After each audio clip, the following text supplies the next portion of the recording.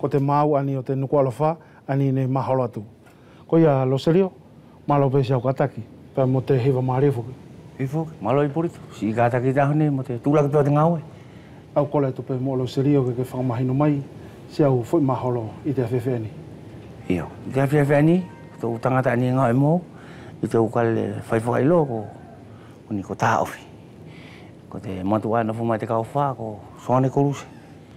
Po te tama le vai ai mai te nawhala, ko ke sio peke langi tau whakalakatu mo te ala, ko te tama ko lotirike.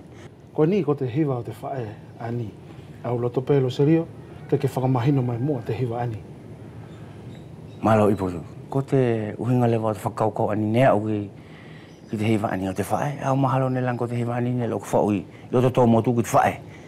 Nau, ko te uwhakakaukau, pene lang kua hau pe ki te temi ai, ki te sio ki te muri o te temi, pea whaile, hake ale pat whakaukau ani ke whau hiva ki te whae.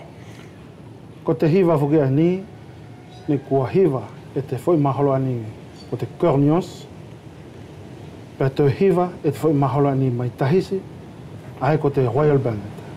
I tane tau hiva ai a whakaaunga he ko tau hiva, ne kua whai mai he whalongoi ki a koe. A te uwhanau ani mai no mea, ei, ne kua whakangafu ke ana tau. Kaki ai mai tahisi ke tuku whea e te kongai, ne heki whai he whakalaulawe. Pene kua whai pe te umau ala ai o tātou umau ai ngāwe, a mātou ani ngāwe te mahalo, kai he konga whea pe ki te whakalaulawe. Ka ne ko te ngāwe ai te telpinale ne mole ke hangelewa ko ia. Ke tu tau nā te konga aia. Iyo, ko ni whoki e lo serio, nau longo ani ki te maari o te hiva, ko ke whetongi, te whahinga hiva i e koe o te hiva, ko te atona tupuanga.